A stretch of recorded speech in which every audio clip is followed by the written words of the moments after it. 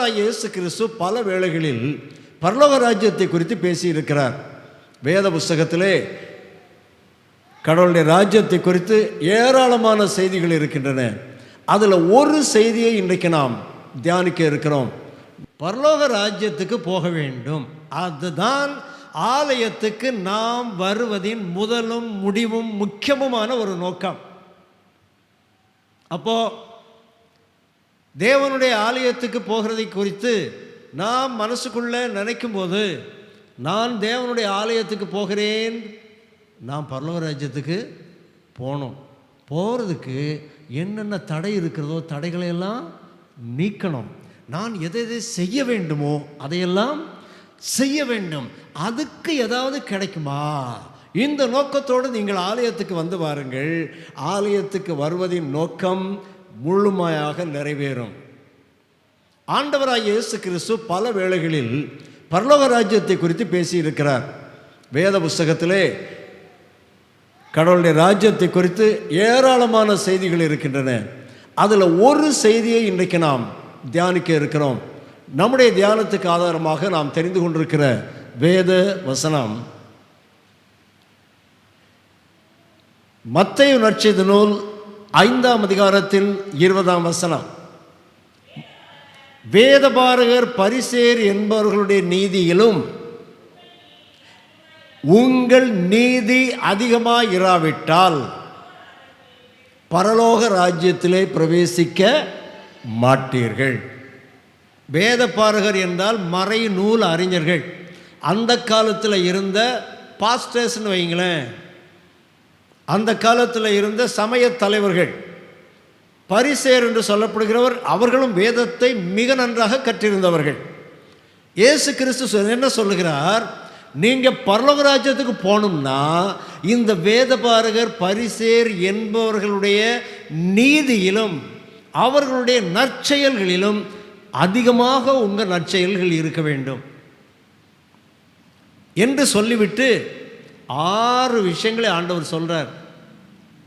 அந்த 6 விஷயங்களையும் வேதபாரகர் பரிசேயர் கடைப்பிடிக்கிறார்கள். ஆனால் ஆண்டவர் என்ன சொல்றாரு?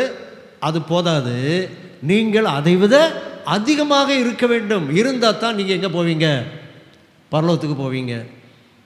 இப்போ பரலோகம் போகணுன்னு ஆசை வந்து இருக்கிறவங்களுக்கு எல்லாம் அது ஏது 6 விஷயம்னு கேட்குறதுக்கும் ஒரு ஆசை இருக்கும் இல்லையா? இந்த வசனத்தை சொல்லிவிட்டு தான் ஆண்டவர் 6 விஷயங்களை சொல்லுகிறார். வேதபாரகர் பரிசேயர் என்பவர்களுடைய நீதியிலும் உங்களுடைய நீதி அதிகமாக இராவிட்டால் நீங்கள் பரலோக ராஜ்யத்தில் பிரவேசிக்க மாட்டீர்கள் என்று சொன்ன இயேசு கிறிஸ்து உடனடியாக சொன்ன அடுத்த வசனம் என்னவென்று பாருங்கள். மத்தேயு நற்செய்தி நூல் 5ஆம் அதிகாரத்தின் 22ஆம் வசனத்தை வாசியுங்கள். அதுக்கு முந்தின வசனம், கொலை செய்யாதிருப்பாயாக என்பதும் கொலை செய்கிறவன் நியாய தீர்ப்புக்கு ஏதுவாயிருப்பான் என்பதும் பூர்வத்தாருக்கு உரைக்கப்பட்டது என்று கேள்விப்பட்டிருக்கிறீர்கள். 10 கட்டளைகளில் ஒரு கட்டளை என்ன? கொலை செய்யாது இருப்பாயாக. ஆண்டவர் என்ன சொல்லுகிறார்? இப்போ யாரும் கொலை செய்கிறது இல்லை. பழைய காலத்தில் அது நம்ம ஊர்கள் எல்லாம் ரொம்ப சர்வ சாதாரணமாக இருந்தது.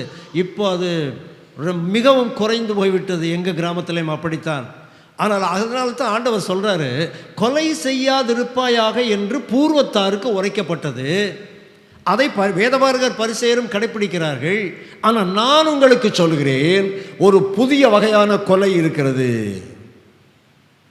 அது என்ன கொலை? 22ஆம் வசனம் நான் வாசிக்கிறேன். நான் உங்களுக்கு சொல்லுகிறேன், தன் சகோதரனை நியாயமில்லாமல் கோபித்துக் கொள்பவன் நியாய தீர்ப்புக்கு ஏதுவாயிருப்பான். தன் சகோதரனை வீணன் என்று சொல்லுகிறவன் ஆலோசனை சங்க தீர்ப்புக்கு ஏதுவாயிருப்பான். மூடனே என்று சொல்லுகிறவன் எரி நரகத்துக்கு ஏதுவாயிருப்பான். உங்கள் சகோதரர்களை, உங்கள் சகோதரிகளை, உங்கள் அடுத்த வீட்டுக்காரங்களை, உங்கள் வீட்டுக்குள்ளே இருக்கிறவங்களை நீங்கள் பகைத்து மூடனே, அறிவிலியே, முட்டாளே என்று சொல்லி இங்கு நான் சொல்ல முடியாத வார்த்தைகளையெல்லாம் சொல்லி திட்டினீங்கன்னா அது எத்தகைய குற்றத்துக்கு சமம்? கொலைக்கு சமம். இயேசு கிறிஸ்து சொல்றார். அது கொலை செய்வதற்கு சமம். அப்படி செய்தா நேரா எங்க போயிடலாம்?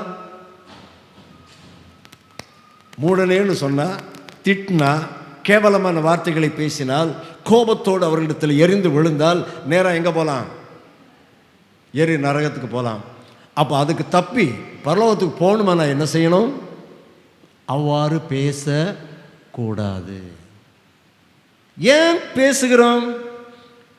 நியாயம் இல்லாமல் கோபப்படுறது, வீணனே என்று சொல்வது, முட்டாளே மூடனே என்று சொல்வது, ஏன் கோபப்படுகிறோம்? ஏன் மனுஷன் கோபப்படுறான் தெரியுமா? மத்தேயு நூல் 12ஆம் அதிகாரத்தின் 34ஆம் வசனத்தை பாருங்கள். நான் வாசிக்கிறேன். ஆண்டவராய் இயேசு கிறிஸ்து சொல்கிறார், விரியன் பாம்பு குட்டிகளே, நீங்கள் பொல்லாதவர்களாய் இருக்க நலமானவைகளை எப்படி பேசுவீர்கள்? ஏன் நீங்க நல்ல விஷயங்களை பேசல? நீங்கள் பொல்லாதவர்களாய் இருக்கிறீர்கள். அந்த வசனத்தின் கடைசி பகுதி இப்படி முடிகிறது, இருதயத்தின் நிறைவினால் வாய் பேசும். எது இருதயத்துக்குள்ள இருக்குதோ அதுதான் வாய் வழியா வரும். அப்ப நான் ஏன் ஒருவரை கேவலமாக பேசுகிறேன்? நான் ஏன் ஒருவரை காட்டமா திட்டுறேன்னா, என் மனசுக்குள்ள அது இருக்குது, அதனால அது வெளியே வருகிறது. ஒரே தவறு 2 பேர் பண்ணுவாங்க. ஒரே தவிர மகளும் செய்வாள், மருமகளும் செய்வாள். நம்ம ஊரில் ஒரு பழமொழி சொல்லுவாங்க, மருமகள் உடைத்தால், மகள் உடைத்தால் என்ன குடம்? மண்குடம். மருமகள் உடைத்தால் பொன்குடம். ஒரே குடம் தான். அதை மகள் உடைச்சா அது மண்குடம், மருமகள் உடைச்சிட்டான்னா அது என்ன குடம்? பொன்குடம். மக உடைச்சிட்டானா அம்மா என்ன சொல்லுவாங்க? இது உடைய வேண்டியது, வாங்கி ரொம்ப நாள் ஆச்சுது, அது உடைஞ்சா என்ன, உடையாவிட்டா என்ன, 50 ரூபா போட்டு ஒன்றும் இல்லைம்மா அப்படிம்பாங்க. அதே மருமகள் உடைத்து விட்டால் என்ன சொல்லுவார்கள்? ஐயோ என்ன கஷ்டப்பட்டு எங்கெல்லாம் தேடி தேடி இந்த குடத்தை வாங்கினேன்னு தெரியுமா, ஐயோ உடைச்சிட்டியே, இனி எங்கே போய் இப்படி தேடி பிடிக்கிறது அப்படின்னு சொல்லுவாங்க. காரணம் என்ன? குடத்தில் உள்ள விஷயம் அல்ல அது, அது வாங்கப்பட்ட விலையை குறித்த விஷயமும் அல்ல. ஏன் அப்படி பேசுகிறார்கள்? மனசுக்குள்ள ஒருத்தர்கிட்ட அன்பு இருக்குது, ஒருத்தர்கிட்ட வெறுப்பு இருக்குது, அதான் விஷயம். அதைத்தான் ஆண்டவர் சொன்னார், இருதயத்தின் நிறைவினால் வாய் பேசும். ஆகவே இந்த கொலை தண்டனைக்கு தப்ப வேண்டுமானால் முதலாவது நாம் செய்ய வேண்டியது என்ன? இருதயத்தில் ஒருத்தர் பேரில் கசப்பு வைக்க கூடாது. அது எப்படி சார்? பரம்பரையாக வந்த கசப்பு, எனக்கு எதிராக எத்தனையோ விஷயங்கள் அவங்க பண்ணியிருக்கிறாங்க, அதனால வந்த ஒரு கோபம் எல்லாம் மனசுக்குள்ள ஸ்டாக்காக இருக்கு சார். அது மனசுக்குள்ள ஸ்டாக்காக இருந்ததுன்னா மனசு அழுக்காக இருக்குன்னு அர்த்தம். அந்த மனசை கழுவணும், அதை சுத்தம் செய்ய வேண்டும். அதுக்கு ஒரே ஒரு வழிதான் உண்டு. யார்கிட்ட கேட்கணும்? ஆண்டவர்கிட்ட தான் கேட்கணும். ஆண்டவரே, என் மனசு ரொம்ப அழுக்காக இருக்கு ஆண்டவரே, நிறைய பேரை பற்றிய கசப்புகள் களங்கங்கள் எல்லாம் இருக்குது ஆண்டவரே, நான் நரகத்துக்கு போயிடுவேன் இப்படியெல்லாம் வச்சுருந்தேன்னா, எனக்கு பரலோகத்துக்கு போகணும் ஆண்டவரே, அதனால் என் மனசுக்குள்ளே இருக்கிற வெறுப்பை, கசப்பை, கோபத்தை, எரிச்சலை எல்லாம் வெளியே போடுங்க ஆண்டவரேன்னு கேட்கணும். கேட்டால் ஆண்டவர் என்ன செய்வார்? அதை மாற்றி தருவார். அன்பார்களே, பரிசுத்த ஆவியானவருடைய வேலை அதுதான். ஆண்டவர் அதே வசனத்தில் சொல்கிறாரு, நான் உங்களுக்கு சொல்லுகிறேன், நீ பலிபீடத்தில் காணிக்கை செலுத்த வரும்போது கூட்டத்தில் இருக்கிற யாராவது உனக்கு சண்டைக்காரங்க இருந்தாங்கன்னா காணிக்கை அங்கே வை, பலிபீடத்தில் வைக்காத, கீழே வச்சுட்டு போயிரு. போய் யார்கிட்ட சண்டையாக இருக்குதையோ அவங்க கையை பிடிச்சி குலுக்கி முகத்தை பார்த்தோன்னு சிரிச்சுட்டு வந்துரு. அந்த சண்டை சரியானதான் நான் காணிக்கையை ஏற்றுக்கொள்ளுவேன். வசனம் சொல்லுது, நான் வாசிக்கிறேன் கேளுங்க. பலிபீடத்தினிடத்தில் உன் காணிக்கையை செலுத்த வந்து உன் பேரில் உன் சகோதரனுக்கு குறை உண்டென்று அங்கே நினைவு கூறுவாயாகில், அங்கேதானே பலிபீடத்தின் முன் உன் காணிக்கையை வைத்துவிட்டு போய் முன்பு உன் சகோதரனுடைய ஒப்புரவாகி பின்பு வந்து உன் காணிக்கையை செலுத்து. நம்முடைய காணிக்கையை கூட நாம் சகோதர அன்பில்லாதவர்களாக இருந்தால் ஆண்டவர் ஏற்றுக்கிட மாட்டாராம், ஏற்றுக்கிட மாட்டார். எவ்வளோதான் நிறைய காணிக்கை கொடுத்தாலும் சகோதர அன்பு இல்லை என்றால் ஆண்டவர் நம்முடைய காணிக்கையை ஏற்றுக்கொள்ள மாட்டார். அன்பானவர்களே, இதுதான் முதல்ல ஆண்டவர் சொன்ன விஷயம். என்ன செய்ய வேண்டும்? நாம் சகோதர அன்புள்ளவர்களாக இருக்க வேண்டும், மனம் பொருந்துகிறவர்களாக இருக்க வேண்டும். சகோதர அன்பு இல்லாமல் இருப்பது கொலைக்கு சமமானது. இரண்டாவதாக ஆண்டவராய் இயேசு கிறிஸ்து சொல்வதை பாருங்கள். மத்தேயு 5ஆம் அதிகாரம் 27ஆம் வசனம் நான் வாசிக்கிறேன். விபச்சாரம் செய்யாதிருப்பாயாக என்று பூர்வத்தாருக்கு உரைக்கப்பட்டது என்று கேள்விப்பட்டிருக்கிறீர்கள். நான் உங்களுக்கு சொல்லுகிறேன், ஒரு ஸ்திரியை இச்சையோடு பார்க்கிறவன் எவனும் தன் இருதயத்திலே அவளோடு விபச்சாரம் செய்தாயிற்று. உன் வலது கண் உனக்கு இடறல் உண்டாக்கினால் அதை பிடுங்கி எறிந்து போடு. உன் சரீரம் முழுவதும் நரகத்தில் தள்ளப்படுவதை பார்க்கிலும் உன் அவயவங்களில் ஒன்று கெட்டுப்போவது உனக்கு நலமாயிருக்கும். உன் வலது கை உனக்கு இடறல் உண்டாக்கினால் அதை தரித்து எறிந்து போடு. உன் சரீரம் முழுவதும் நரகத்தில் தள்ளப்படுவதை பார்க்கிலும் உன் அவயவங்களில் ஒன்று கெட்டுப்போவது உனக்கு நலமாயிருக்கும். விபச்சாரம் செய்யாதிருப்பாயாக என்பது பூர்வத்தாருக்கு உரைக்கப்பட்டது. அதை வேதபாரகர் கடைப்பிடிக்கிறார்கள், பரிசேயர்கள் கடைப்பிடிக்கிறார்கள், நாமும் கடைப்பிடிக்கிறோம். ஆனால் ஆண்டவராய் இயேசு கிறிஸ்து சொல்லுகிறார், அதை விட பெருசா ஒன்று இருக்குப்பா. நீ இச்சையோடு பார்த்தாலே பாவம், இச்சையோடு பார்த்தாலே பாவம். அது ஏன் அப்படி ஆண்டவர் சொல்றாரு? ஏனென்றால் பாவம் அப்படித்தான் தொடங்கும். யாக்கோபு நிருபம் 1ஆம் அதிகாரம் 14, 15 ஆகிய வசனங்களை பாருங்கள். அவனவன் தந்தன் சுய இச்சையினாலே இழுக்கப்பட்டு சிக்குண்டு சோதிக்கப்படுகிறான். பின்பு இச்சையானது கர்ப்பம் தரித்து பாவத்தை பிறப்பிக்கும். பாவம் பூரணமாகும் போது மரணத்தை பிறப்பிக்கும். மரணம்னா என்ன? மரணம் என்று சொன்ன உடனே உலகத்தில் எல்லாரும் சாகிறதை குறித்து நினைத்து விடக்கூடாது. வேதத்திலே மரணம் என்று சொன்னால் அதற்கு 2 அர்த்தங்கள் வரும். ஒன்று, உலகத்திலே மனிதன் மரிப்பது. இன்னொன்று, நித்திய நரகத்திலே சென்று மரிப்பது. நித்திய நரகத்தில் மரணம் கிடையாது, அது நித்திய நரகம். நித்திய காலமாய் வேதனை அனுபவிக்கின்ற ஒரு நிகழ்வு. 6 விஷயம்னு நான் சொன்னேன். அதில் 2 விஷயங்களுக்கு ஆண்டவர் நேரடியாகவே நரகம்தான் கிடைக்கும்னு சொல்லிட்டார். ஒன்று சகோதரனை பகைப்பது, இன்னொன்று விபச்சார பாவம். ஆகவே இருதயத்திலே அந்த எண்ணங்களும் வராமல் பாதுகாத்து கொள்ள வேண்டும். இருதயத்திலே எண்ணங்கள் வராமல் பாதுகாப்பது எப்படி? நம்முடைய இருதயத்திலே தீய எண்ணங்கள் வந்தால்தான், இச்சையான எண்ணங்கள் வந்தால்தான் அது அப்படியே இருந்து இருந்து இருந்து இருந்து கருக்கொள்ளும், கர்ப்பம் தரிக்கும். கர்ப்பம் தரித்தல் என்றால் ஒரு பிள்ளை உருவாகி ஒரு தாயின் வயிற்றிலே கர்ப்பம் தரிப்பதற்கு 9 மாதங்களை எடுத்துக்கொள்வது போல மனுஷனுடைய இருதயத்திலே தீய எண்ணங்கள் வந்துவிட்டால் அந்த எண்ணங்கள் அப்படியே வளர்ந்து வளர்ந்து வளர்ந்து வளர்ந்து வளர்ந்து ஒரு நாள் திடீர்னு வெளியே வந்துடும். இதைத்தான் யாக்கோபு அப்போஸ்தலன் சொல்லுகிறார். ஆகவே அன்பானவர்களே, அந்த தீய எண்ணங்களிலிருந்து விலகி இருப்பதற்கு நாம் கற்றுக்கொள்ள வேண்டும். தீய எண்ணங்களை நம்முடைய இருதயங்களிலிருந்து விலக்கி வைப்பதற்கு 2 வழி இருக்கிறது. ஒன்று, தீய எண்ணங்களை வெளியே தள்ளுவது. இன்னொன்று, நல்ல எண்ணங்களை இருதயத்திலே வைப்பது. நல்ல எண்ணங்களை நீங்கள் இருதயத்திலே வைக்காமல் தீய எண்ணத்தை மாத்திரம் வெளியே தள்ளுனா, அந்த வெளியே போச்சு பாருங்க தீய எண்ணம், அது திரும்ப உள்ள வந்துடும். அதனால உள்ள வரும்போது அந்த தீய எண்ணங்களுக்கு இடமில்லாமல் செய்ய வேண்டுமானால் என்ன செய்யணும்? நல்ல எண்ணங்களை ஸ்டாக் வச்சிடணும். நல்ல எண்ணங்களை ஸ்டாக் வைக்கணும். எப்படி நல்ல எண்ணங்களை வைப்பது? முதல்ல நல்ல நட்பை உருவாக்க வேண்டும். உங்களுடைய நண்பர்கள் யாராக இருக்கிறார்கள், யாரோடு நீங்கள் பழகுகிறீர்கள், யாரோடு பேசுகிறீர்கள் என்பதை குறித்து கவனமாக இருக்க வேண்டும். நல்ல நண்பர்கள். நல்ல நண்பர்கள்னா, இன்றைக்கி நான் ஒரு பிரசங்கம் பண்ணிட்டேன்னு வைங்க, நீங்கள் உங்கள் நண்பரை பார்ப்பீங்க. இன்றைக்கி சாயங்காலம் அவங்களோடு உட்காந்து கொஞ்ச நேரம் பேசுவீங்க. பேசும்போது நல்ல நண்பர்களாக இருந்தால் நீங்கள் என்ன பேசுவீங்க? பார்த்தியா, இன்றைக்கி ஒரு பிரசங்கியார் வந்தார், ஒரு ஊழியக்காரர். அவர் சொன்ன சில விஷயங்களை நீங்கள் விவாதிப்பீர்கள். கெட்ட நண்பர்களாக இருந்தால் என்ன பண்ணுவீங்க? இப்போவே விட்டுட்டு போயிடுவீங்க, வேறு ஏதோ ஒரு விஷயங்களை பேசுவீர்கள். ஆகவே நல்ல நட்பு. இன்னொன்று, நல்ல உரையாடல். நல்ல நட்பு இருந்தால் தான் நல்ல உரையாடல் வரும். இன்னொன்று, நல்ல புத்தகங்களை வாசிக்க வேண்டும்.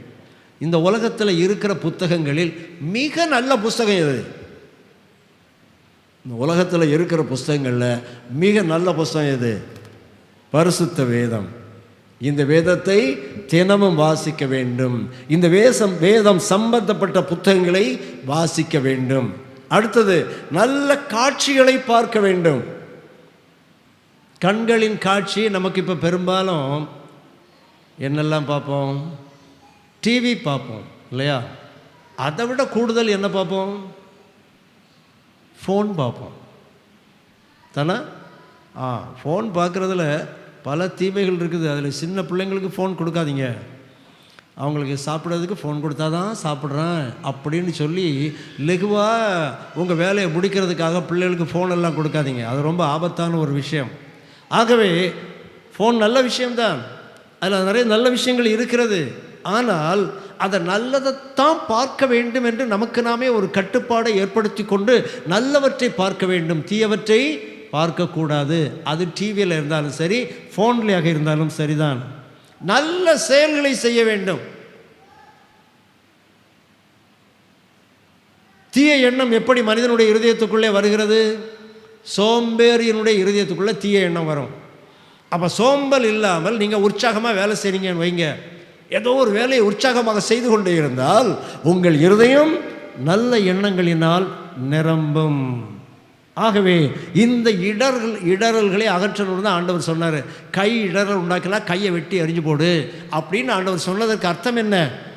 தீய நண்பர்கள் உனக்கு இருந்தால் அந்த நட்பை களைந்து விடு. தீய செயல்கள் உனக்கு இருந்தால் தீய செயல்களை களைந்து விடு.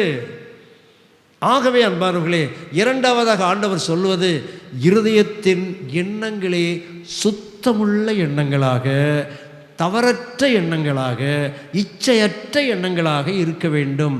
இருதயத்தை சுத்தம் பண்ணுவது ஆண்டவராகிய இயேசு கிறிஸ்து ஒருவரால் தான் முடியும். அதை அவரிடத்தில் கேட்டு பெற்றுக்கொள்ள வேண்டும். மூன்றாவதாக மத்தேயு 5ஆம் அதிகாரத்தின் 32, 33 ஆகிய வசனங்கள் நான் வாசிக்கிறேன். தன் மனைவியை தள்ளிவிடுகிறவன் தள்ளுதற் சீட்டை அவளுக்கு கொடுக்க கடவன் என்று உரைக்கப்பட்டது. இது பழைய ஏற்பாட்டு சட்டம். இப்போவும் சில நாடுகளில் இருக்குது. திருமணமான மனைவியை லெகுவாக தள்ளி விட்டுறலாம். சில வார்த்தைகளை சொன்னாலே தள்ளி வச்சிடலாமா. இது பழைய ஏற்பாட்டில் இருந்த சட்டம். ஆனால் ஆண்டவர் சொல்கிறாரு, நான் உங்களுக்கு சொல்லுகிறேன், வேசித்தன முகாந்தரத்தினால் ஒழிய அவளை தள்ளிவிடுகிறவன் அவளை விபச்சாரம் செய்ய பண்ணுகிறவனாய் இருப்பான். ஆகவே எளிதாக தள்ளிவிடக்கூடாது. கணவன் மனைவி உறவு என்பது பழைய காலத்தில், மிக முந்தைய காலங்களில் பெண்கள் இரண்டாம் தர குடிமக்களாக இருந்தார்கள். ஆனால் இன்றைக்கு நிலைமை அப்படியல்ல. அவர்களும் சம அந்தஸ்து உடையவர்களாக கருதப்படுகிறார்கள். அவர்கள் ஓரளவுக்கு 100க்கு 100ன்னு சொல்லலைனாலும் அவர்கள் பெருமளவுக்கு ஏற்றுக்கொள்ளப்படுகிறார்கள். ஆண்டவராய் இயேசு கிறிஸ்து தாமே சொன்னார். திருமணத்தை பற்றி அவர் சொன்னது என்ன? மத்தேயு 19ஆம் அதிகாரத்தின் 8ஆம் வசனம், உங்கள் மனைவிகளை தள்ளிவிடலாம் என்று உங்கள் இருதய கடினத்தின் நிமித்தம் மோசே உங்களுக்கு அப்படி கொடுத்தார். ஆனால் ஆதி முதலாய் அப்படி இருக்கவில்லை. ஆதி முதலாய் எப்படி இருந்தது? ஆதலால் தேவன் இணைத்ததை மனிதன், மறந்துட்டீங்களா? அடிக்கடி கேட்குற வசனம் இல்லை? திருமணமான எல்லாரும் முன்னால் வந்து நிற்கும் போது ஐயர் சொல்லுவார், தேவன் இணைத்ததை மனிதன் பிரிக்காதிருப்பானாக. திருமணம் என்கிற உறவை படைத்தது யார்? கடவுள். அந்த உறவை பிரிப்பதற்கு யாரும் முயற்சி செய்ய கூடாது. அன்பானவர்களே, இதை இன்னும் தெளிவாக சொல்வதற்கு நேரம் பத்தாது. அதாவது சில அபூர்வமான சந்தர்ப்பங்களில், சில அபூர்வமான நேரங்களில், பொறுக்கவே முடியாத சூழ்நிலைகளில் ஆண்களால் துன்பப்படுத்தப்படுகிற பெண்களும் இருக்கிறார்கள், பெண்களால் துன்பப்படுத்தப்படுகிற ஆண்களும் இருக்கிறார்கள். அதை மறந்துடாதீங்க. 2 பக்கமும் இருக்குது. ஏராளமான குடும்பங்களை நானும் பார்த்து கொண்டிருக்கிறேன். புருஷனால் துன்பப்படுத்தப்படுகிற மனைவியும் இருக்கிறார், மனைவியால் துன்பப்படுத்தப்படுகிற புருஷனும் இருக்கிறாங்க. ஆனால் நாம் மிகவும் பொறுமையோடு இந்த குடும்பம் என்கிற அமைப்பை கட்டி காக்க வேண்டும். அற்பமான காரியங்களுக்காக இந்த குடும்பம் என்கிற அமைப்பை நாம் உடைத்து விடக்கூடாது. ஏன் இந்த குடும்பம் என்கிற அமைப்பு இன்றைக்கு வெகுவாக சிதைந்து கிடக்கிறது என்றால், ஒரு புள்ளி விவரம் என்ன சொல்லுகிறது, கன்னியாகுமரி மாவட்டத்தில் அதிகமாக கிறிஸ்தவர்கள் இருக்கிறார்கள், 50% மேலே. அந்த காரணத்தினாலோ என்னவோ விவாகரத்துக்கான விண்ணப்பங்களை அதிகம் கொடுக்கிற மக்கள் யாராக இருக்கிறாங்களாம்? கிறிஸ்தவங்களாக இருக்கிறாங்களாம். எவ்வளோ துக்கமான ஒரு காரியம் என்று பாருங்கள். அதில் சில விஷயங்கள், தீவிரமான விஷயங்கள் இருக்கின்றன, ஆனால் பெரும்பாலான விஷயங்கள் மிக சாதாரணமான விஷயங்களாக இருக்கின்றன. அதற்கான காரணம் என்னவென்றால், மனிதர்கள் சுகபோக பிரியர்களாக இருக்கிறார்கள். திருமணமாகி ஒருத்தர் திருமணமாக முன்னால் நிற்கும்போது போதகர் இன்னொரு வார்த்தை சொல்லுவார், ஒருவர் பாரத்தை ஒருவர் எப்படி, ஒருவர் பாரத்தை ஒருவர் சுமக்கணும் அப்படிம்பார். அப்போது மனைவி என்ன நினைப்பாங்க, அப்பாடா இப்போ ஏன் பாரத்தெல்லாம் யார் மேலே தூக்கி வச்சிடலாம், புருஷன் மேலே தூக்கி வச்சிடலாம், அவர் பார்த்துக்கிடுவார். புருஷன் என்ன நினைப்பார், அப்பாடா ஒரு ஆள் கிடைச்சிப்பான், ஏன் பாரத்தெல்லாம். இப்படி நினைக்கக்கூடாது, இப்படி நினச்சாதான் ஆபத்து. இப்படி நினச்சிட்டு இருந்தோன்னு வைங்க, நடைமுறை வாழ்க்கை அது எப்படி இருக்கும், வித்தியாசமாக இருக்கும். என் பாரத்தையெல்லாம் அவங்க சுமக்கணும், அவங்க பாரத்தையெல்லாம் நான் சுமக்கணும்னு அப்படியே நினச்சிட்டே இருந்தால் எதிர்பார்ப்பு ஜாஸ்தியாகும். எதிர்பார்ப்பு நிறைவேறாத போது சண்டை வரும். அப்படி நினைக்கக்கூடாது. நம்ம என்ன மனைவி என்ன நினைக்கணும், பாஸ்டர் சொன்னது மாதிரி என் பாரத்தையும் நான் சுமப்பேன், என் புருஷன் பாரத்தையும் நான் சுமப்பேன். புருஷன் என்ன நினைக்கணும், என் பாரத்தையும் நான் சுமப்பேன், என் மனைவிக்கு கஷ்டங்களையும் நான் ஏற்றுக்கொண்டு சுமப்பேன். அப்படி நினச்சா பிரச்சனை இல்லை, சரிதானா? ஆனால் உலகம் எப்படி இருக்கிறது தெரியுமா? உலகம் போகிற போக்கு சுகபோக பிரியம், சுகபோக பிரியம். பல குடும்பங்களில் பிரச்சனைக்கு காரணம், பல பிள்ளைகள் நிறைய நேரங்களில் அவங்க வீட்டில் எல்லாம் வேலை செய்து பழக்கப்பட்டிருக்க மாட்டார்கள். ஆனால் அங்கே போனால் வேலை செய்ய வேண்டியது இருக்கிறது. உடனே அந்த பிள்ளை சொல்லும், ஐயோ நான் இங்கே வந்தால் வேலையே செய்யாமல் அப்படியே ஜாலியாக உட்காந்து சாப்பிட்டுட்டே இருக்கலாம்னு நினச்சனே, இப்படி ஆகிப்போச்சு. அந்த மாதிரி பிரச்சனைகள் வருகின்றன. ஆகவே நாம் பாரம் சுமக்கிறவர்களாக இருக்க வேண்டும், சுகபோகத்தை தேடுகிறவர்களாக இல்லாமல் இருந்தால் அநேக குடும்பங்களில் பிரச்சனைகள் செட்டில் ஆகிரும். ஆகவே ஆண்டவராக இயேசு கிறிஸ்து சொல்லுகிறார், கடவுள் இணைத்ததை மனிதன் பிரிக்கக்கூடாது. நான்காவதாக மத்தேயு 5ஆம் அதிகாரத்தின் 33, 37 ஆகிய 33 முதல் 37 வரை உள்ள வசனங்கள் நான் வாசிக்கிறேன். பொய்யான இடாமல் உன் ஆணைகளை கர்த்தர் முன்னிலையாய் செலுத்துவாயாக என்று பூர்வத்தாருக்கு உரைக்கப்பட்டது என்று கேள்விப்பட்டிருக்கிறீர்கள். நான் உங்களுக்கு சொல்கிறேன், பரிச்சேதம் சத்தியம் பண்ண வேண்டாம். பரிச்சேதம்னா அந்த வார்த்தைக்கு என்ன அர்த்தம்னு தெரியுமா உங்களுக்கு? தெரியாது. அதனுடைய சரியான மொழியாக்கம் என்னவென்றால், சத்தியமே பண்ண வேண்டாம். நீ சத்தியம் பண்ணாத, எதுக்குமே சத்தியம் பண்ணாத. உள்ளதை உள்ளதென்றும் இல்லதை இல்லதென்றும் சொல்லுங்கள். போய் பேசக்கூடாது. உள்ளதை உள்ளதுன்னு சொல்லணும், இல்லாததை இல்லைன்னு சொல்லணும். சத்தியம் பண்ணி பேசக்கூடாது. நம்ம ஊரில் இப்போ சத்தியம் பண்ண பழக்கம் இருக்கா? நான் சின்ன பையனாக இருக்கும்போது பள்ளிக்கூடத்தில் நாங்கள் நிறையா சத்தியம் பண்ணுவோம். பண்ணிடுறீங்களா? பள்ளிக்கூடத்தில் ஏதாவது ஒரு காரியத்தை அடித்து பேசும்போது பெரிய பரீட்சையான சத்தியம். ஆமாம், சில நேரங்களில் சில தலையெடுத்து ஒன்றான சத்தியம்னு தலையில் அடித்து சத்தியம் பண்ணுவாங்க. ஆண்டவர் என்ன சொல்கிறாரு, சத்தியமே பண்ணாதப்பா, ஆமான்னா ஆமான்னு சொல்லு, இல்லைன்னா இல்லைன்னு சொல்லு. சில நேரங்களில் நீங்கள் உண்மையே பேசும்போது கூட சிலர் உங்களை சந்தேகப்படுவார்கள். இது எப்படி உண்மையாக இருக்க முடியும்? உடனே நம்ம என்ன பண்ண ஆரம்பிப்போம், சத்தியம் பண்ண ஆரம்பிச்சிடுவோம். ஆண்டவர் என்ன சொல்கிறாரு, நம்பினாலும் சரி நம்பாட்டாலும் சரி, உண்டுன்னா உண்டுன்னு சொல்லு, இல்லைன்னா இல்லைன்னு சொல்லு, அவ்வளோதான். இதற்கு மிஞ்சினது தீமையினால் வரும். பூமியின் பேரில் சத்தியம் பண்ணாதே, ஏனென்றால் அது ஆண்டவருடைய பாதப்படி. எருசலேமின் பேரில் சத்தியம் பண்ணாதே, அதாவது பழைய இப்படியும் சத்தியம் பண்ணுவோம், கோயிலான சத்தியம். அப்படி ஆலயத்தின் பேரில் சத்தியம் பண்ணக்கூடாதான். தலையில் அடித்து சத்தியம் பண்ணக்கூடாதாம். அந்த வசனத்தை பாருங்கள். உன் சிரசின் பேரிலும் சத்தியம் பண்ண வேண்டாம். தலையில் அடித்து சத்தியம் பண்ணது. அதன் ஒரு மயிரையாவது வெண்மையாக்கவும் கருப்பாக்கவும் உங்களால் கூடாதே. தலையில் உள்ள ஒரு மயிர் வெள்ளையாக மாறிட்டு அதை கருப்பாக்கலாமா? பெயிண்ட் அடித்து கருப்பாக்கலாம். பெயிண்ட் அடித்தாலும் கொஞ்ச நாளில் அது என்ன செய்யும்? வெளுத்து போய் ஒரு மாதிரி பல்லிழிக்க ஆரம்பிச்சிடும். அதனால் முளைக்கும் போதே அது கருப்பாக வரும்படி ஏதாவது வழி பண்ணுறதுக்கு இருக்கா? ஒன்றுமே பண்ண முடியாது. ஒரு தலைமுடியை கூட உங்களால் மாற்ற முடியாது. பின்னையாப்பா தலையில் அடித்து சத்தியம் பண்ண? ஆண்டவர் கேட்கிறார். உள்ளதை உள்ளதுன்னு சொல்லு, இல்லாததை இல்லாததுன்னு சொல்லு. சிலர் உள்ளதை உள்ளதுன்னு சொல்ல மாட்டாங்க, இல்லாததுன்னு சொல்ல மாட்டாங்க. இந்த ரெண்டுக்கு இடையில ஒரு பேச்சு பேசுவாங்க. பார்த்துருக்கீங்களா? மகளுக்கு திருமணத்தை ஆலோசித்து ஒரு மனுஷன் ஒரு ஊருக்கு வந்தால் முதல்ல அந்த பஸ் ஸ்டாப்பில் கடை இருக்கும் பார்த்தீங்கன்னா, அந்த கடையில் போய் தான் விசாரிப்பாங்க, பையன் எப்படி. ஒரு ஊரில் ஒருத்தர் இருந்தாராம். அந்த கடைக்காரர்கிட்ட போய் யாராவது கேட்டுட்டாங்கன்னு வைங்க, அவ்வளோதான், அந்த கல்யாணமே என்ன செய்யாது, நடக்காது. பையன் மோசம்னு சொல்ல மாட்டார், அவர் நல்ல பையன்னு சொல்ல மாட்டார். ஆனால் ஒரு வார்த்தை சொல்லுவார், பார்த்து செய்யுங்க. இவ்வளோ சொல்லிட்டா போதும். பொண்ணுக்கு அப்பா என்ன செய்வார்? பார்த்து செய்யுங்கன்னு சொன்னாலே போதும், இது கதை முடிஞ்ச மாதிரி தான், அவ்வளோதான், அவர் போயிடுவார். இது மாதிரி பைபிளில் ஒரு வசனம் இருக்குது. இவர்கள் யோசேப்பை விலைக்கு விற்றார்கள். விற்று அவனுடைய வஸ்திரத்தை ஒரு ஆட்டை அடித்து அவனுடைய இரத்தத்தில் தோய்த்து கொடுத்து அனுப்பினார்கள். எகிப்தியருக்கு விலைக்கு விற்று போட்டாங்க. இப்போ இவர்கள் சொல்லுகிற செய்தி என்ன? இது உம்முடைய குமாரனுடையோ அங்கியோ இல்லையோ பாரு. அப்பா, அந்த அப்பா என்ன யோசிப்பார்?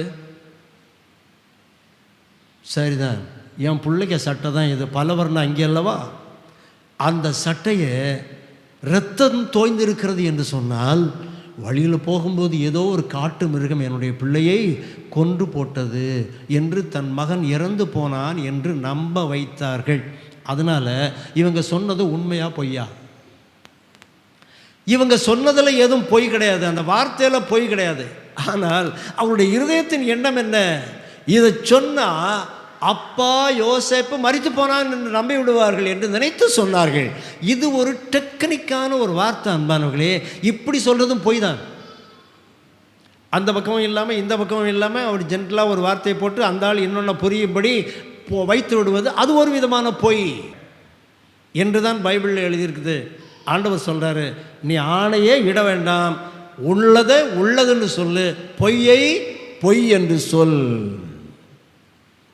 சத்தியம் பண்ணாதே. ஐந்தாவதாக மத்தேயு 5ஆம் அதிகாரம் 36ஆம் வசனம் நான் வாசிக்கிறேன். கண்ணுக்கு கண் பல்லுக்கு பல் என்று உரைக்கப்பட்டது கேள்விப்பட்டிருக்கிறீர்கள். நான் உங்களுக்கு சொல்கிறேன், தீமையோடு எதிர்த்து நிற்க வேண்டாம். ஒருவன் உன்னை வலது கன்னத்தில் அறைந்தால் அவனுக்கு மறு கன்னத்தை திருப்பிக் கொடு. உன்னோடு வழக்காடி உன் வஸ்திரத்தை எடுத்துக்கொள்ள வேண்டும் என்று இருக்கிறவனுக்கு உன் அங்கியையும் விட்டுவிடு. ஒருவன் உன்னை 1 மைல் தூரம் வர பலவந்தம் பண்ணினால் அவனோடு 2 மைல் தூரம் போ. உன்னிடத்தில் கேட்கிறவனுக்கு கொடு, உன்னிடத்தில் கடன் வாங்க விரும்புகிறவனுக்கு முகம் கோணாதே. இது அப்படியே வரிக்கு வரி கடைப்பிடிச்சா என்ன ஆகும்னு யோசித்து பாருங்களேன். உன்னை ஒருவன் ஒரு கன்னத்தில் அறைந்தால் அவனுக்கு மறுகன்னத்தை காட்டு. வசனம் இருக்கு பைபிளில். இதை செய்ய முடியுமா சார்? இந்த பக்கம் ஒருத்தன் பலார்னு அடிச்சிட்டான்னு வைங்க, ஆட்டோமேட்டிக்காக கை என்ன செய்யும்? அந்த ஆளை திருப்பி போடுறதுக்கு போகும். ஒரு காட்டமான ஒரு வார்த்தையாக உங்கள் திட்டி விட்டார் என்று வையுங்கள், உடனே அடுத்த பதில் பேசுறதுக்கு தான் போகும் இல்லையா? ஆண்டவர் என்ன சொல்கிறாரு? அடிச்சிட்டானா வச்சிக்கப்பா. ஆண்டவரே, இப்படி எல்லாரும் என்னை அடிக்க ஆரம்பித்தா நான் அதை பட்டுட்டே போனேன்னா எப்படி இருக்கு ஆண்டவரே? ஆண்டவர் என்ன சொல்லுவார் தெரியுமா? முதல்ல நான் சொல்கிறதுக்கு கீழ்ப்படி, அதுக்கு பிறகு நடக்கிறத நீ பாரு. அன்பானவர்களே, தாக்கப்படும் போது பதில் தாக்குதல் நடத்தாமல் இருப்பது தனி மனித ஒழுக்கத்திலே அதை நாம் சேர்த்து கொண்டோம் என்றால் அது நம்முடைய வாழ்விலே மிகப்பெரிய மலர்ச்சியை உண்டாக்கும். மிகப்பெரிய மலர்ச்சியை உண்டாக்கும். ஒரு தாக்குதலுக்கு பதில் தாக்குதல் நடத்தி சொத்தெல்லாம் இழந்தவங்க இருக்கிறாங்க. கடைசி காசை கொடுத்து தீர்க்க மட்டும் அவனுக்கு முடியாது. அந்த கதை கோர்ட்டுக்கு போய் அங்கே சண்டை போட்டு அங்கே வக்கீலுக்கு காசு கொடுத்து எத்தனை காசை பணத்தை செலவழித்து வாழ்க்கையை தொலைத்தவர்கள் இருக்கிறார்கள் தெரியுமா? ஆகவே ஒன்று கிடைச்சதா வச்சிக்கோ, 1 மைல் தூரம் வர்றதுக்கு கூப்பிடுறானா 2 மைல் தூரம் போ. அது அந்த காலத்தில் யுத்த வீரர்கள் தளவாடங்களை தூக்கிட்டு போகிறதுக்கு கூப்பிடுவாங்களாம் இஸ்ரவேலரை. அப்போ ஆண்டவர் சொல்கிறாரு, கூப்பிட்டா போ. நானும் இந்த வசனத்தை இந்த பைக்கில் போகும்போது சிலர் லிஃப்ட் கேட்பாங்கல்ல, அப்போது அதிகமாக நான் அவங்கள டபுள்ஸில் ஏற்றுறதில்ல. இந்த வசனம் என்னை ரொம்ப மனசை கொஞ்சம் உறுதிச்சு. 1 மைல் தூரம் கூப்பிட்டா 2 மைல் தூரம் போன்னு ஆண்டவர் சொல்கிறாரு. அப்போ ஒருத்தன் உள்ள டபுள் கேட்டால் நீ ஏன் கொடுக்காம போகிற அப்படின்னு ஆண்டவர் கேட்டது மாதிரி இருந்தது. அதனால் ஒரு குறிப்பிட்ட இடத்துல நின்று ஒருவர் கையை காட்டி என்னை வண்டியை நிறுத்தினார். இந்த வசனத்துக்கு கீழ்ப்படிவதற்காக நானும் வண்டி நிறுத்தி அவரை ஏற்றினேன். ஏற்றின பிறகு தான் தெரிஞ்சுது அந்த ஆள் ஃபுல் போதையில் இருக்கிறாருன்னு. வண்டி இந்த பக்கம் மறிய முன்னால் அவர் அந்த பக்கம் மறிவார். ஏதாவது லாரி வந்தால் இப்படி சாய்வார், அப்படி சாய்வார். ஏற்றின பிறகு தான் எனக்கு சங்கடமாக போச்சு. அடாடாடாடாடா, எங்கேயாவது வண்டி வீலுக்குள்ளே விழுந்துருவோமோன்னு நினச்சி பட்டாத பாடுபட்டு அவர் வந்த இடத்துல கொண்டு இறக்கி விட்டுட்டேன். இப்போ அப்படிப்பட்ட சந்தேகம் உள்ள மனிதர்களை கண்டால் ஏற்றுவதில்லை. அப்போ எப்படி சார் நீங்கள் வசனத்தை கீழ்ப்படுகிறீங்கன்னு நீங்கள் கேட்பீங்க இல்லையா? இந்த வசனத்துக்கு எதிர் வசனமே இருக்குது இல்லையா? இயேசு கிறிஸ்து ஒரு முறை அவருக்கு சோதனை வந்த பொழுது எருசலேமிலிருந்து தாழ குதியும், அப்பொழுது உம்முடைய பாதம் கல்லில் இடராமல் ஏந்தி கொள்ளுவார்கள் என்று எழுதியிருக்கிறதே சாத்தான் சொன்னான். வசனம் இருக்குல்ல, எழுதியிருக்குல்ல, நீங்கள் கீழே குதிச்சா தூதர்கள் ஏந்திக்கிடுவாங்கல்ல, அதனால் நீங்கள் கீழே குதிங்க அப்படின்னு சாத்தான் சொன்னார். ஆண்டவர் என்ன சொன்னார்? உன்னுடைய தேவனை பரீட்சை பார்க்காதிருப்பாயாக என்றும் எழுதியிருக்குதில்ல. அதனால் எழுதியிருக்கிற ஒன்றுக்கு கீழ்ப்படியும் போது, கீழ்ப்படிய நாம் எண்ணும் போது அதற்கு மாறாக இன்னொன்று இருக்கிறதா என்று பார்க்க வேண்டும் இல்லையா? 1 மைல் தூரம் கூப்பிட்டா 2 மைல் தூரம் போகணும்னு எழுதியிருக்கிறது கீழ்ப்படியும் போது, மதுபானம் அருந்தாதேன்னு எழுதியிருக்குதில்ல. அப்போ மதுபானம் அருந்துகிறவன்னு ஏற்றி போகலாமா? கவுண்டர் வசனம் இருக்கிறது அன்பானவர்களே, என்றும் எழுதியிருக்கிறது அல்லவா என்பதை நாம் எண்ணி பார்க்க வேண்டும். ஆகவே நாம் ஒரு காரியத்திலே விட்டு கொடுப்பது, ஒரு காரியத்திலே சகித்து போவது, அப்படி போகும்போது நமக்கு நஷ்டம் வரலாம். ஆனால் நம்முடைய ஆண்டவராகிய இயேசு கிறிஸ்து நம்மை நேசிக்கின்றவர். அவர் அன்புள்ள ஒரு தந்தை. அவர் சொல்லி நாம் கீழ்ப்படியும் போது அதனால ஒரு கஷ்டம் வந்தா, நஷ்டம் வந்தா, அவர் பார்த்துட்டு சும்மா இருப்பாரா? இருக்க மாட்டார். நீங்கள் உங்களுடைய பிள்ளைக்கு ஒரு விஷயத்தை செய்ய சொல்கிறீங்க, அதனால அவனுக்கு ஒரு கஷ்டம் வந்தது, நீங்கள் சும்மா இருப்பீங்களா? அந்த பிள்ளைக்கு அதுக்கு ஒரு ரெமெடி, அதுக்கு ஒரு பரிகாரம் தேட மாட்டீர்களா? தேடுவீர்கள். அதுபோல இயேசு கிறிஸ்துவனுடைய கட்டளைக்கு கீழ்ப்படிந்து உலகத்தில் அதனால ஒரு கஷ்டமோ நஷ்டமோ வேதனையோ சாபமோ பிரச்சனைகளோ வந்தால் அவர் அதை பார்த்து கொள்வார். தமிழில் ஒரு வார்த்தை சொல்லுவாங்க, கெட்டு போகிறவர்கள் விட்டு கொடுப்பதில்லை, விட்டு கொடுக்கிறவர்கள் கெட்டு போவது இல்லை. கடைசியாக ஆண்டவர் சொல்லுகிற ஒரு வார்த்தையை பாருங்கள். மத்தேயு 5ஆம் அதிகாரம் 43 முதல் உள்ள வசனங்கள். உனக்கு அடுத்தவனை சிநேகித்து உன் சத்துருவை பகைப்பாயாக என்று சொல்லப்பட்டதை கேள்விப்பட்டிருக்கிறீர்கள். நான் உங்களுக்கு சொல்லுகிறேன், உங்கள் சத்துருக்களை சிநேகியுங்கள். முதல்ல ஆண்டவர் என்ன சொன்னார்? சகோதரன் எல்லாரையும் சிநேகினார், முதல் கட்டளை. இப்பொழுது ஆண்டவர் என்ன சொல்றாரு? சத்துருக்களை சிநேகியுங்கள்.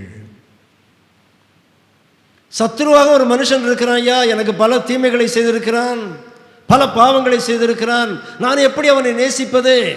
நேராக போய் கை குலுக்க போனா அவன் என்னை அடிப்பான். நீ கை குலுக்க போக வேண்டாம். உன் மனசில் அவனை வெறுக்காதே, உன் மனதிலே அவனை வெறுக்காதே, கசப்பை வைக்காதே. அதற்கு காரணமும் ஆண்டவர் சொல்கிறார். என்ன காரணம் தெரியுமா? நம்முடைய பரமபிதா எல்லார் மேலும் மழையை பெய்ய பண்ணுகிறார். மழை பெய்யும் போது நல்லவன் கெட்டவன் பார்த்தா பெய்யுது இல்லை, எல்லார் மேலேயும் பெய்யுது. வெயில் அடிக்கும்போது நல்லவன் கெட்டவன் பார்த்தா அடிக்குது, எல்லார் மேலேயும் அடிக்கிறது. ஆகவே உங்கள் பிதா, பரலோகத்தில் இருக்கிற உங்கள் பிதா பூரண சற்குணராய் இருக்கிறது போல நீங்களும் பூரண சற்குணராய் இருங்கள். நீங்கள் உங்களை சிநேகிக்கிறவர்களையே நீங்கள் சிநேகித்தால் நீங்கள் விசேஷித்து செய்கிறது என்ன? பாவிகளும் அப்படி செய்கிறார்கள் அல்லவா? ஆகவே சத்துரு என்று என்னை ஒருவன் எண்ணினால் கூட நான் அவனை சத்துருவாக எண்ணக்கூடாது. நான் அவர்களையும் நேசிக்க வேண்டும். யார்? பரமபிதா எல்லாரையும் என்ன நேசிக்கிறது போல அவனையும் நேசிக்க. இதிலேருந்து நான் ஒரு பாடங்கள் படிச்சுக்கிட்டேன். என்ன தெரியுமா?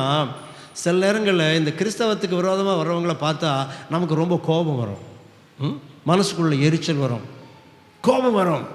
ஆனால் ஆண்டவர் என்ன சொல்கிறாரு? அவங்கள்ட்டையும் கோபப்படாதப்பா, அவர்களிடத்திலும் கோபப்படாது. அன்பானவர்களே, இவ்வளவும் செய்தா எங்கே போகலாம்? எங்கே போகலாம்? பரலோகத்துக்கு போகலாம். இப்போ நிறைய பேர் நினைக்கிறீங்க, இதெல்லாம் எப்படி சார் செய்ய முடியும்? மத்தேயு 5ஆம் அதிகாரம் 6ஆம் அதிகாரம் 7ஆம் அதிகாரத்தில் ஆண்டவராக இயேசு கிறிஸ்து இப்படிப்பட்ட உபதேசங்களை தான் சொல்லிக்கொண்டே வருகிறார். சொல்லிட்டு கடைசியில் ஆண்டவர் சொல்கிறாரு, இதெல்லாம் செய்ய முடியலைன்னா நீங்கள் ஒன்று பண்ணுங்க, பரிசுத்த ஆவியானவரை பெற்றுக்கொள்ளுங்கள். நீங்கள் என்னிடத்தில் அன்பாக இருந்தால் என் கற்பனைகளை கைக்கொள்ளுங்கள், நான் உங்களுக்கு பரிசுத்த ஆவியானவரை தருவேன். அவர் வந்து சகல சத்தியத்துக்குள்ளும் உங்களை நடத்துவார்.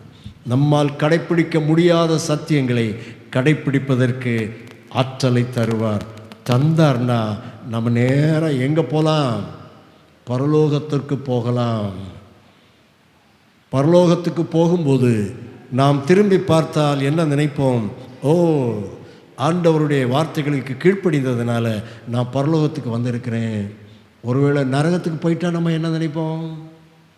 ஆண்டவருடைய வார்த்தைக்கு அன்னைக்கே கீழ்ப்படிஞ்சிருக்க வேண்டியது. அந்த வார்த்தைக்கு கீழ்ப்படியாததுனால இன்றைக்கி நான் பேழைக்குள்ளே ஏறாமல் தண்ணீரில் அழிய வேண்டியதாகி போச்சு. இன்னும் நோவின் காலத்தில் நினைச்சது மாதிரி நினைக்க வேண்டிய வந்துவிடக்கூடாது. ஆகவே ஆண்டவருடைய வருகையின் போது நாம் வெட்கப்படாமல் இருப்பதற்கு, நாம் சோர்ந்து போகாமல் இருப்பதற்கு, தோற்று போகாமல் இருப்பதற்கு ஆண்டவருடைய கட்டளைகளை கடைப்பிடிப்போம் என்பார்களே. ஆண்டவர் தாமே இந்த வார்த்தைகள் வழியாக நம்மை ஆசீர்வதிப்பாராக.